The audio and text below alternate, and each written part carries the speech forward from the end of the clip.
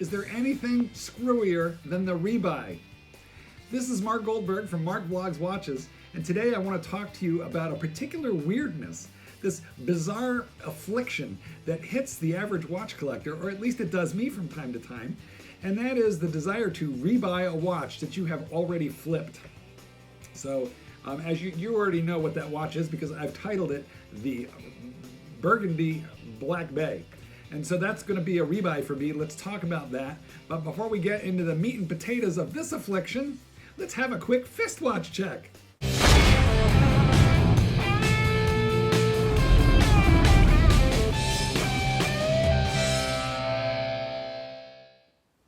And today I'm wearing the beautiful 43 millimeter Redline 50th anniversary Sea Dweller.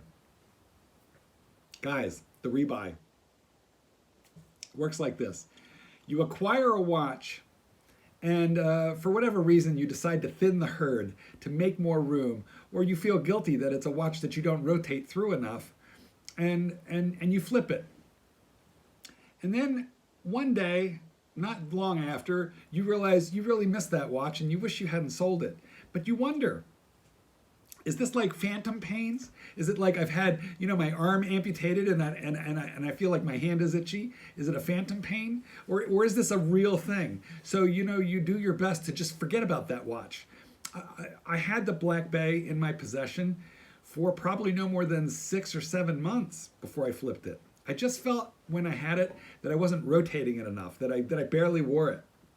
And that just sort of made me feel bad. So I decided to flip it. It went to a good guy, one of my watch hobros in the area, and I sold it for $2,300. Now, the particular Black Bay Burgundy that I had was the ETA version. And not too terribly long after I sold it, this is about 2 years ago, guys, not too terribly long after I sold him my Burgundy ETA version Black Bay, out pops the new Black Bay with the in-house movement. Now, in theory, an in-house movement on a watch should be more valuable than an ETA movement. And I want to just stop for a quick second and tell you, although we're going to talk a little bit about value, I'm not being driven here by value. I'm being driven more by emotion. Okay, so this is not really a mathematical thing for me. This is a little bit more emotional. But the value thing is part of the overall equation, so I mention it. So I sold the ETA version. Now, the difference between the ETA version and the in-house is they're very nominal differences. Of course, there's the movement, and there's a power reserve, big power reserve difference. The ETA movement has, I think, 38 or 40 hours of power reserve, whereas the new movement has 70 hours of power reserve. Certainly, that's a huge advantage if you want to take the watch off for a few days. So I think that that's great that they have the in-house movement. But they made a very minor change on the dial, and I'll show you a little later into this video. We're going to look at still pictures and also video that I shot of the original watch, and then you'll see you'll see what's coming, and I'll tell you about where I got it. So that's what's coming. Oh, and stay tuned to the end because everybody loves lume, and there is a double lume shot of a couple of Black Bay Burgundies. That's really, what beautiful lume. You really do want to stay tuned and see this.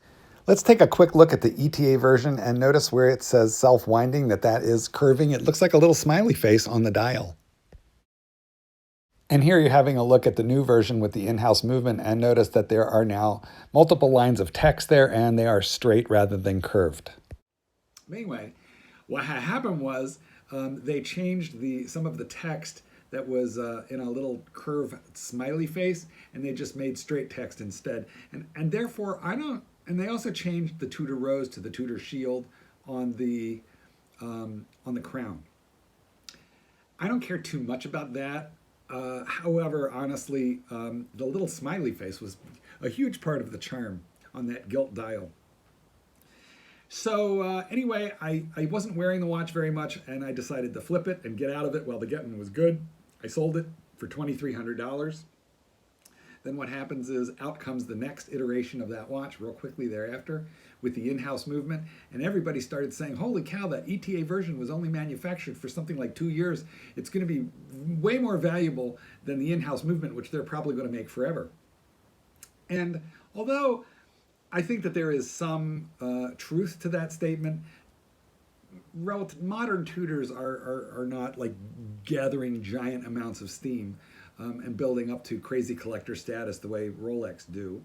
Um, on the one hand, on the other hand, there is definitely truth to the fact that the ETA versions seem to be selling for a few $100s more wherever they sell, eBay, gray market, watch dealers, watch recon.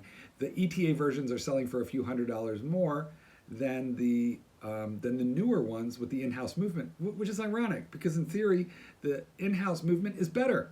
Okay, it's a better watch, isn't it? Right? Tell me what you think about that. I guess in the comments. But I think it's a better watch because the new one has the has that big power reserve, and I think that's a huge thing when you're rotating through watches.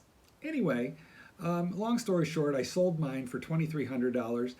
And as I told you, I missed it, fairly quickly thereafter. I started to miss it. But I wondered if I was having the phantom pains, so I just let it alone. And here we are 2 years later, and I've decided it's not phantom pains. I missed that thing. And 2 years later, I'm rebuying, and I've rebought for $200 more than I originally paid. I am getting a full set, and I'll show you and talk you through what's included in a full set on a Black Bay. This is the 41 millimeter version, by the way, guys. And so I'm getting the full set, and that's what I sold. However, it's 2 years later, and I'm rebuying. I'm rebuying, and I am paying $200 more than what I sold for. Now, I'm reasonably satisfied with that $2,500 price that I'm paying, though. And the reason for that is, on eBay, I couldn't really find anybody who had sold one cheaper. I don't know if you know this, guys, but when you are in eBay, whether you're in the app or the desktop version, you can apply filters to your searches. And a filter that I always like to apply to whatever I'm trying to price out and negotiate for, there's a tab for sold item. And I always click the sold item tab because that will show me completed sales and sale prices for what has sold within the last year or so. And I always kind of want to know, how am I doing on price? What is my target?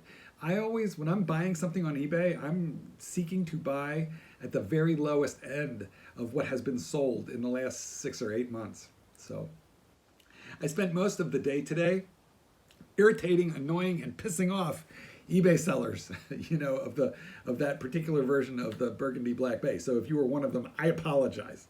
However, I did find one guy who it was killing him. It was killing this guy, and I felt his pain.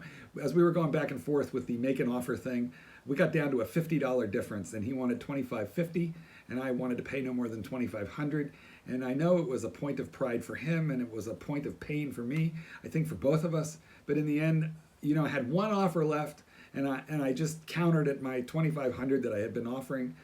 Which is where I had gotten up to, and I just knew I wasn't going to pay more because sooner or later I would come across somebody who just said, fuck it, I got to get rid of this thing. The wife is going to kill me.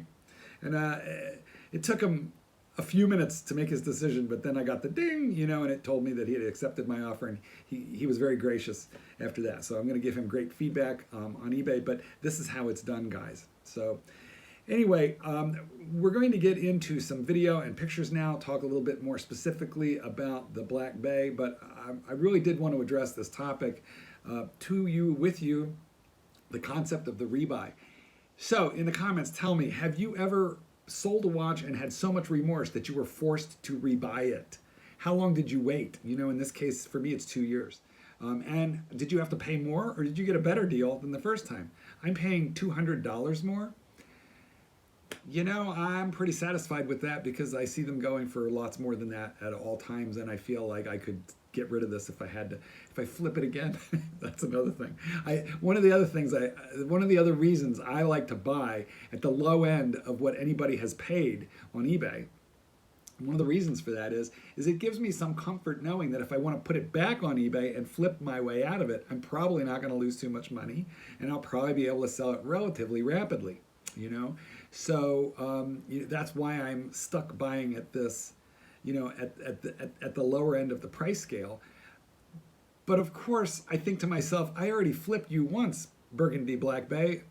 Can I do it again? So that's another thing. Not only tell me if you have rebought, but did you flip the thing again? Like, am I destined to flip out of the Burgundy Black Bay yet again? The Black Bay, guys, I think it's developing a reputation as the flip watch. You know, even this new GMT, even the new Black Bay GMT, people buy it and flip out of it pretty quickly. So what is it about Tudor? Why? Why does everybody want a Black Bay, and then why does everybody flip out of it? All right, enough of this blah, blah, blah. Let's get into the meat and potatoes and look at some video.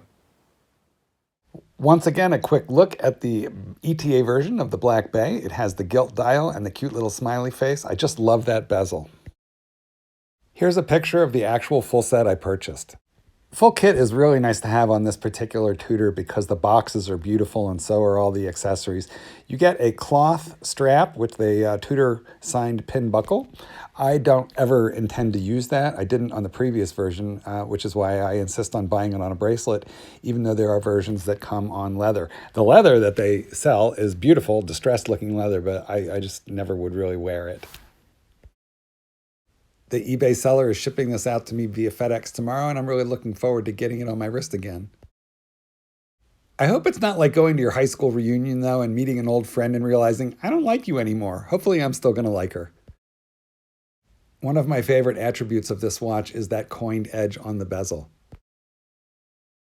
Here you're getting a look at the clasp and the case back. Both are high quality and really nice. Now, this is video I shot about 2 years ago. The burgundy one on the left was my watch that I sold, and the one on the right is my friend Michael, his black. I did try Michael's black for about a week, and I realized I liked it quite a bit, but I have quite a large number of dive watches with black bezels already, and so the red appeals to me because it's something different, and that red certainly does pop. But they're both beautiful watches, and I feel like if you get either one of these, you can't go wrong. But what happened to me was I just didn't wear it all that much. Now, hopefully I'm going to feel differently about it this time, and I'll keep and love her for a longer time. But tell me in the comments if you think I'm going to make it or not. Am I going to love her? Am I going to flip her? Is it going to be a bad reunion? Is it like marrying the same woman after you've already divorced her? What am I doing? I'm going out on a limb here, and I'm going to say I think the lume is brighter and slightly longer lasting than on the Rolex. Anyway, it's spectacular. Take a look at this thing. Well, guys, tell me in the comments if you think I'm nuts. Thanks for being with me. If you haven't subscribed, please do that right away. And thanks for being with me. This is going to be Marc Goldberg, peacing out.